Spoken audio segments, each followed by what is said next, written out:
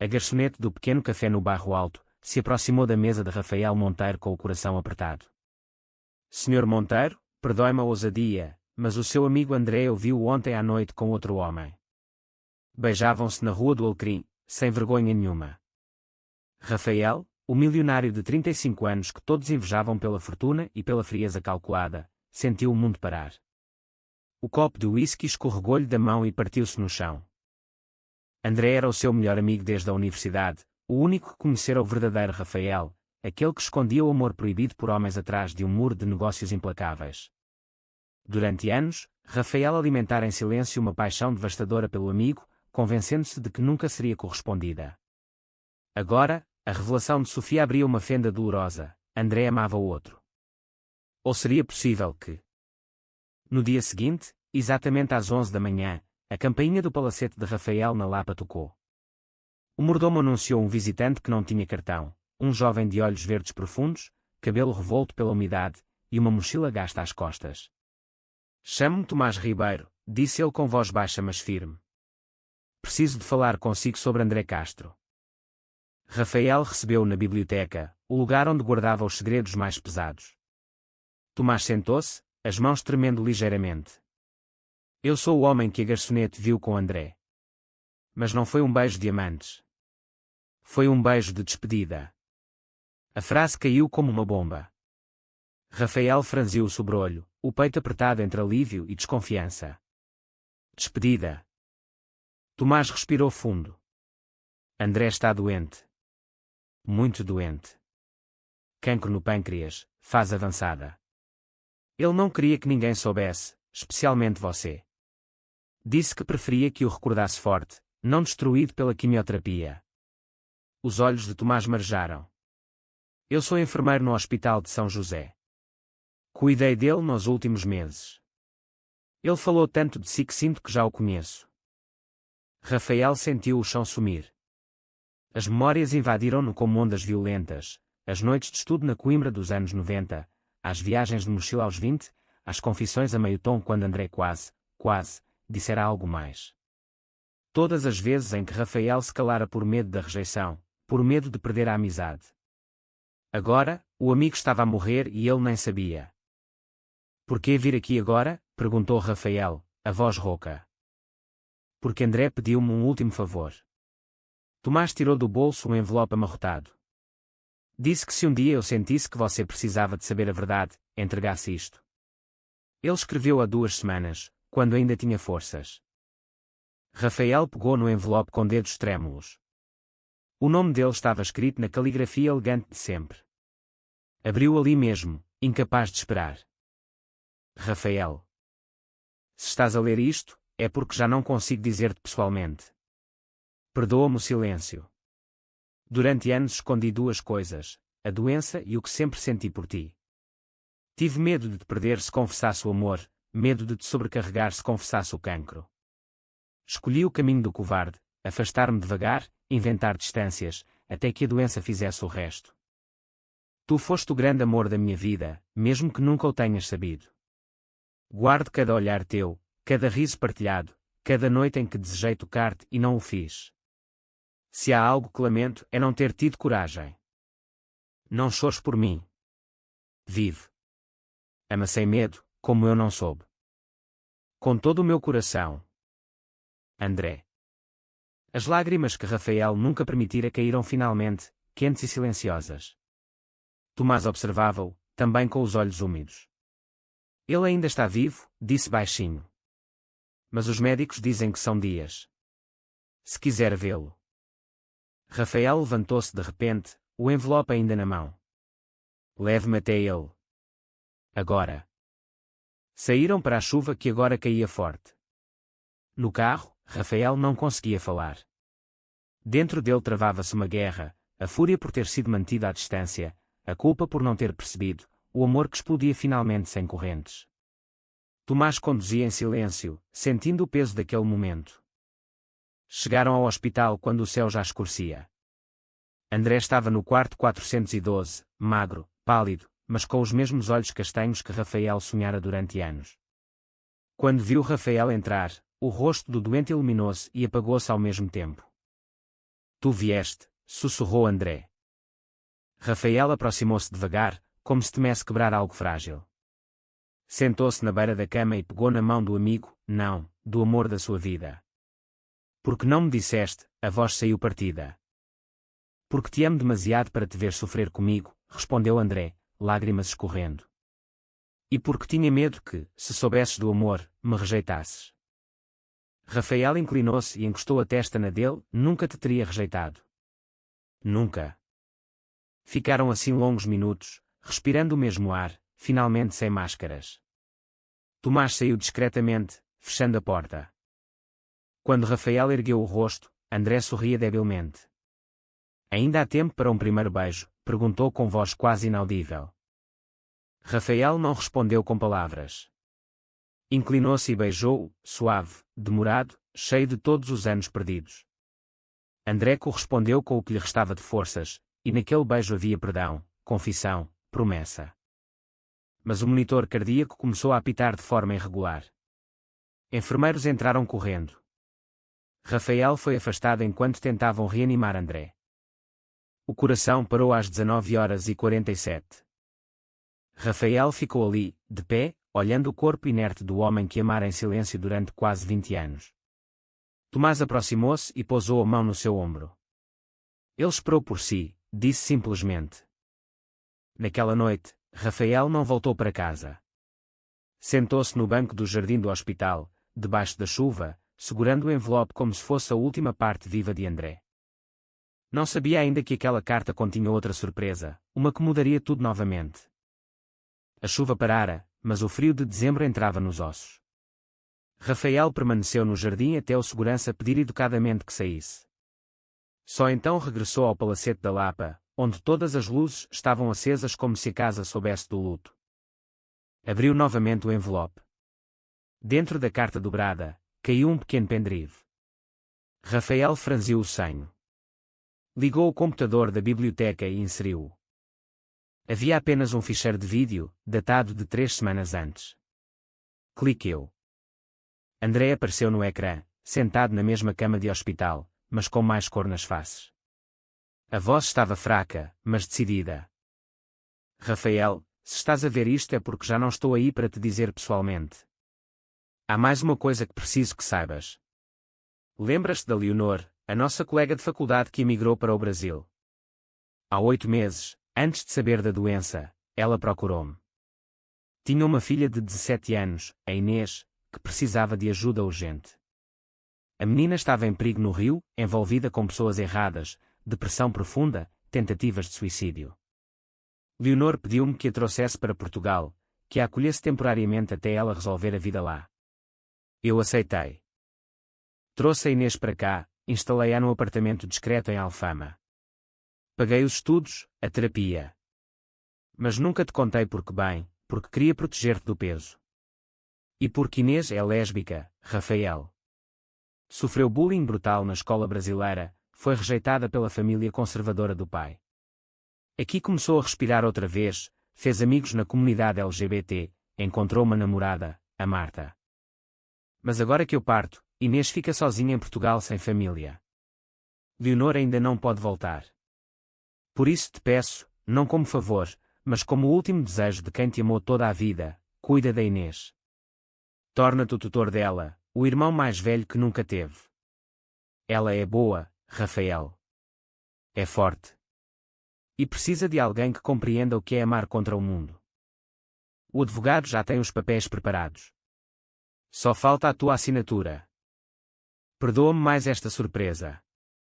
Mas sabia que o teu coração é grande o suficiente. Amo-te. Para sempre. André. O vídeo terminou. Rafael ficou imóvel, o rosto molhado sem perceber quando começara a chorar outra vez. No dia seguinte, encontrou-se com o advogado de André. Os documentos estavam prontos, tutela temporária de Inês Ribeiro até aos 18 anos, com possibilidade de prorrogação. Rafael assinou sem hesitar. 2 tardes depois, bateu à porta do pequeno apartamento em Alfama. Abriu uma rapariga alta, cabelo preto cortado curto, olhos iguais aos de Tomás, os mesmos olhos verdes profundos. Rafael gelou. Inês sorriu timidamente. Você é o Rafael? O André falou tanto de si. Atrás dela, no sofá, estava outra rapariga de cabelo ruivo encaracolado, que se levantou nervosa. Esta é a Marta, a minha namorada. Rafael entrou, sentindo-se um intruso num mundo que André construíra sem ele. Conversaram horas. Inês contou como André a salvara, como a aceitara imediatamente quando ela confessou ser lésbica, como a levar a eventos da comunidade, como a ajudar a reconciliar-se consigo mesma. Ele dizia que tinha um amigo que compreenderia tudo, disse Inês com voz embargada. Que esse amigo também carregava um segredo parecido. Rafael engoliu em seco. Pela primeira vez, falou abertamente sobre o amor por André. Inês ouviu em silêncio, depois abraçou-o forte. Ele amava-o tanto. Nos dias seguintes, Rafael começou a passar tempo com Inês e Marta. Levava-as a jantar, ajudava com os papéis da escola, ouvia as histórias. Mas algo inquietava, sempre que Tomás, o enfermeiro, aparecia nas conversas de Inês, porque ele continuava a visitar a rapariga como amigo de André. Rafael sentia um aperto estranho no peito. Uma noite, Inês perguntou diretamente: você já pensou em voltar a amar? O André queria que você fosse feliz. Rafael sorriu triste. Acho que uma parte de mim morreu com ele. Inês abanou a cabeça. Não morreu. Está sofrida. Nessa mesma semana, Tomás ligou. Preciso de falar consigo. É sobre André e sobre algo que ele me pediu antes de morrer. Encontraram-se num café junto ao mirador de Santa Catarina. Tomás parecia nervoso. André deixou-me uma carta também. Só a abri depois do funeral. Tirou um papel dobrado. Ele pediu-me que ficasse perto de si. Não só por causa da Inês, mas porque ele achava que nós dois poderíamos ajudar-nos mutuamente a curar. Rafael ergueu o olhar, surpreendido. Tomás continuou, voz baixa: eu sou gay, Rafael. André sabia. E nos últimos meses, quando falava de si, dizia que você era o homem mais extraordinário que conhecera, mas que carregava uma solidão imensa. Pedia-me que, se algo acontecesse, não o deixasse sozinho. O coração de Rafael acelerou. Olhou realmente para Tomás pela primeira vez, os olhos verdes, o sorriso tímido, a delicadeza nos gestos. Havia ali uma atração que ele tentara ignorar. Não estou a pedir nada agora, esclareceu Tomás rapidamente. Só não quero desaparecer da sua vida se você não quiser. Rafael não respondeu de imediato. Dentro dele, a culpa gritava: como podia sentir algo por outro tão pouco tempo depois de perder André? Mas outra voz, mais suave, sussurrava que André desejara exatamente isso, que ele vivesse. Gostaria que ficasse por perto, disse finalmente. Pela Inês e talvez por mim. Tomás sorriu, aliviado. Mas o destino reservava mais uma reviravolta. Os meses seguintes foram um equilíbrio delicado. Rafael instalou Inês e Marta no palacete, tinham quartos separados, claro, mas a casa ganhou vida com risos jovens e música alta.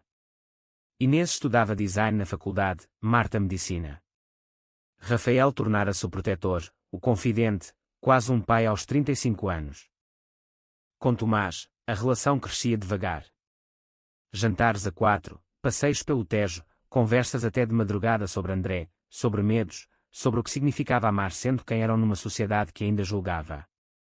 Uma noite, depois de Inês e Marta se deitarem, Rafael e Tomás ficaram na varanda com uma garrafa de vinho verde. A cidade brilhava lá embaixo. Às vezes sinto-me culpado por estar aqui, confessou Tomás.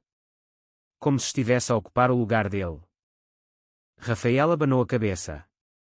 André queria que eu não ficasse sozinho. Ele sabia que eu precisava de alguém que compreendesse.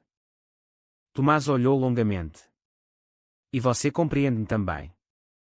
Isso assusta-me um pouco. Inclinou-se devagar, dando tempo para recusa. Rafael não recuou. O beijo foi tímido no início, depois profundo, cheio de tudo o que ambos guardavam. Quando se separaram, Rafael sentia o coração em conflito, alegria misturada com traição. Não temos de apressar nada, disse Tomás, voz rouca. Mas o passado não os deixava em paz. Uma manhã, Rafael recebeu uma chamada do Brasil. Era Leonor, a mãe de Inês, aos prantos. O pai da Inês descobriu onde ela está. Ele é policial militar, Rafael. Conservador, violento. Ameaçou vir buscá-la à força, diz que vai curá-la dessa doença. Rafael gelou. Inês tinha-lhe contado o suficiente sobre o pai para saber que o homem era perigoso. Contou a Inês. A rapariga empalideceu. Ele já me bateu por causa disto. Não quer voltar. Rafael abraçou-a. Não vais. Eu prometo. Mas dias depois, um homem alto, de uniforme, apareceu à porta do palacete exigindo ver a filha. Rafael enfrentou-o no hall. Ela é menor, tem direito a decidir, disse Rafael com firmeza. O homem riu com desprezo. Decidir o quê? Ser aberração. Ela vem comigo. Inês, ouvindo da escada, desceu tremendo. Não vou, pai. Aqui sou feliz. Aqui sou quem sou. O pai avançou para a agarrar. Rafael interpôs-se. Saia da minha casa ou chama a polícia. O homem cuspiu no chão. Você é o ricaço que a perverteu, não é? Vou destruir-vos aos dois. A ameaça ficou no ar. Naquela noite, Inês chorou nos braços de Marta. Rafael chamou Tomás, que chegou em minutos. Juntos traçaram um plano, documentos legais reforçando a tutela, segurança discreta na casa, contacto com associações LGBT para apoio jurídico. Mas o pior estava por vir. 2 semanas depois, fotos anónimas chegaram ao e-mail de Rafael, ele e Tomás beijando-se na varanda, tiradas com teleobjetiva. Junto, uma mensagem: se não entregar a menina, estas vão para a imprensa. O grande empresário gay corrompendo menores. Adeus reputação. Rafael reconheceu o estilo, o pai de Inês contratar alguém. A chantagem atingiu-o como um murro. A empresa familiar, conservadora, ainda tinha acionistas que se escandalizariam. Perderia contratos, credibilidade, talvez tudo o que construíra. Contou apenas a Tomás. Tenho de escolher, proteger Inês ou proteger o legado. Tomás segurou-lhe o rosto. Você não é só o legado. É o homem que salvou uma rapariga e que me está a salvar também. Não podemos ceder ao medo. Mas Rafael passou noites em claro. Dentro dele, o velho Rafael, o que escondera o amor por André durante décadas, gritava para pagar, para calar, para sobreviver. O novo Rafael, aquele que aprendera com a morte de André, queria lutar. Decidiu confrontar o chantagista. Marcou um encontro num café público em Belém. O homem apareceu, um detetive privado contratado pelo pai de Inês. Rafael levou um gravador escondido. Quanto quer para destruir as fotos? Perguntou diretamente. O homem sorriu. 100.000 euros e a rapariga volta para o Brasil. Rafael fingiu considerar. E se eu recusar? Amanhã as fotos estão nos jornais. E há mais, provas de que você pagou estudos à menor em troca de favores. Mentira óbvia, mas o veneno estava lançado. Rafael levantou-se. Sabe o que é crime? Chantagem. Gravou esta conversa. Mostrou o dispositivo. O homem empalideceu. Na mesma tarde, Rafael entregou a gravação à polícia e às associações LGBT. A notícia explodiu, tentativa de extorsão contra empresário que protegia menor em risco. A opinião pública virou-se a favor de Rafael. Os acionistas conservadores calaram-se perante o apoio maciço. O pai de Inês foi chamado à embaixada e advertido. Inês abraçou Rafael chorando. Você arriscou tudo por mim. Tu és família agora, respondeu ele simplesmente. Mas a vitória trouxe outra sombra.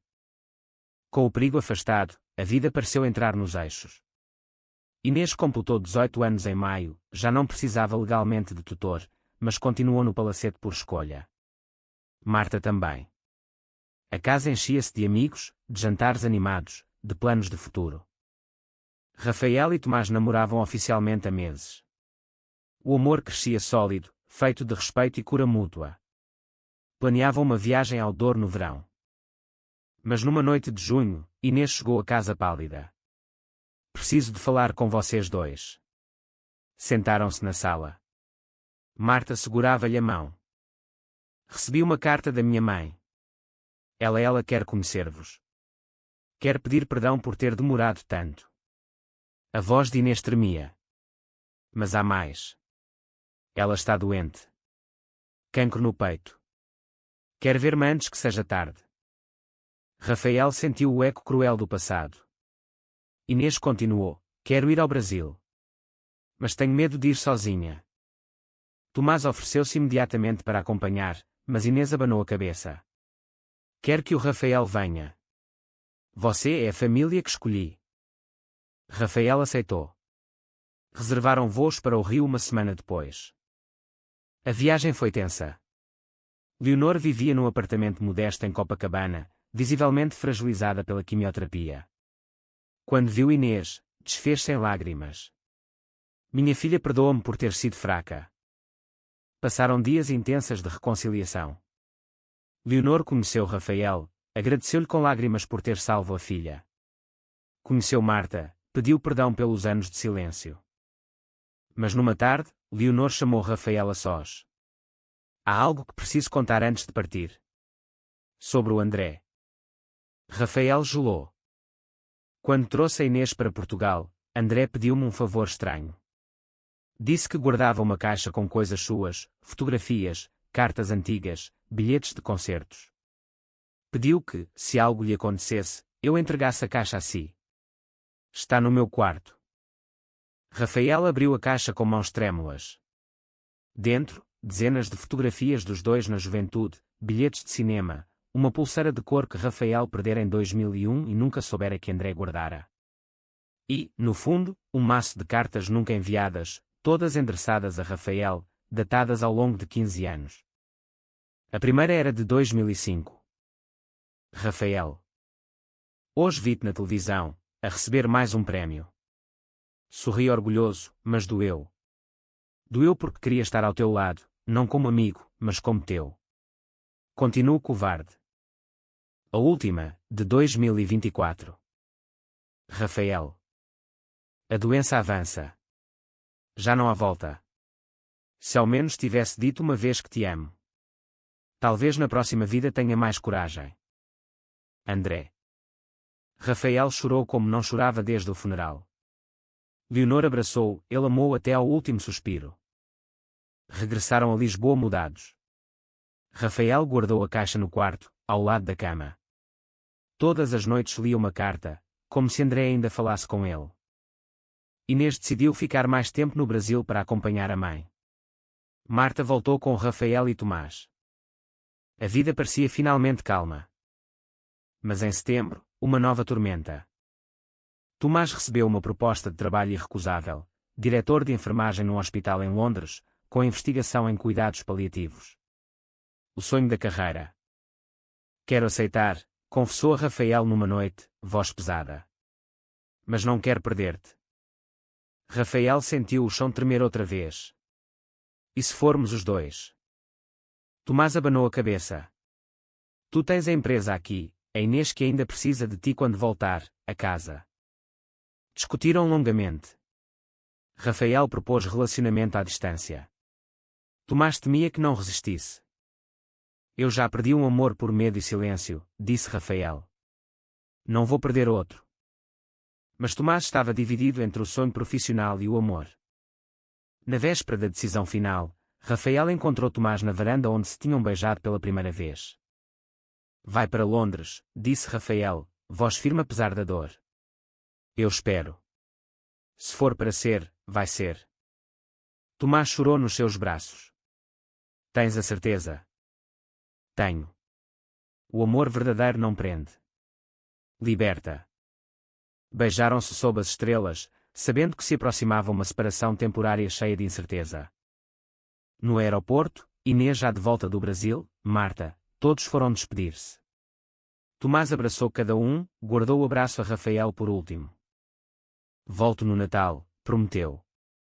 Eu estarei aqui, respondeu Rafael. O avião levantou voo. Rafael ficou olhando o céu até desaparecer. O outono chegou cinzento a Lisboa.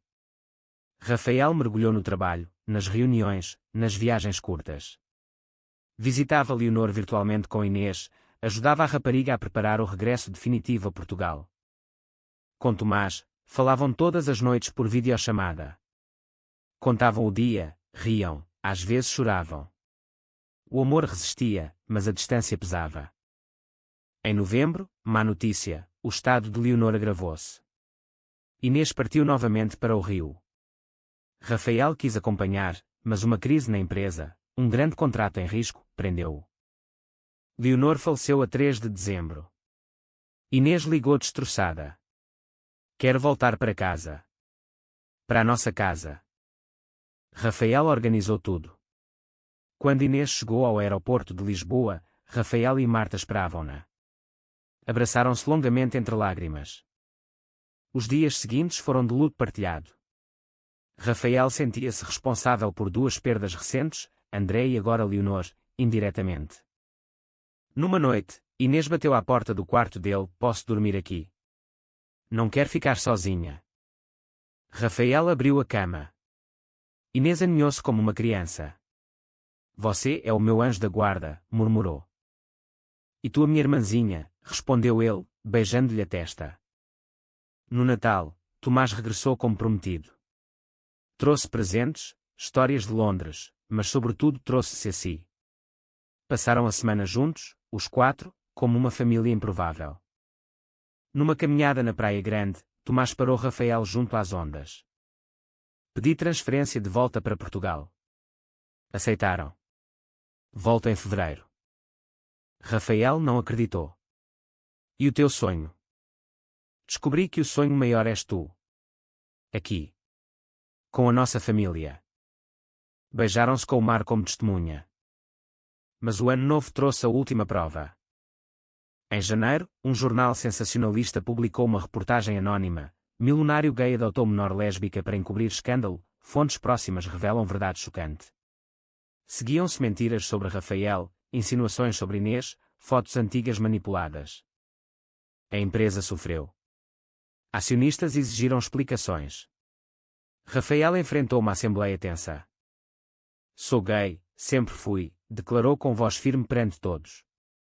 Adotei Inês porque ela precisava de família, não por segundas intenções.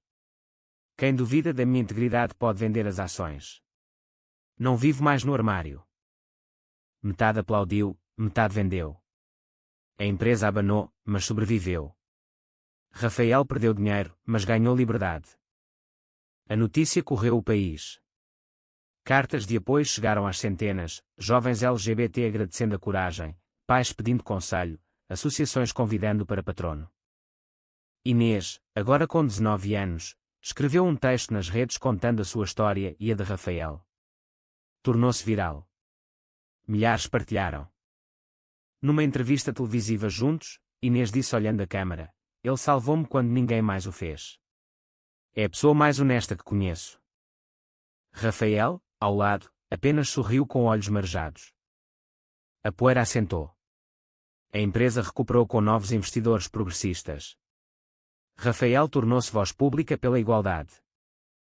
Tomás regressou em fevereiro. Mudou-se para o Palacete. Inês e Marta continuavam lá, agora com planos de comprar apartamento próprio, mas sem pressa.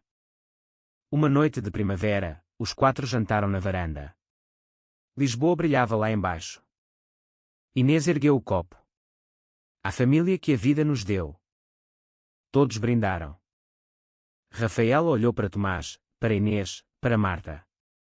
Pensou em André, em Leonor, em todas as perdas e ganhos. O coração, antes partido, estava agora cheio. Os anos passaram suaves como o Tejo ao fim do dia. Inês formou-se com distinção, abriu um estúdio de design gráfico especializado em campanhas LGBT. Marta tornou-se médica pediatra, especializada em adolescentes em risco. Casaram-se numa cerimónia íntima no jardim do Palacete, com Rafael a levar Inês ao altar improvisado.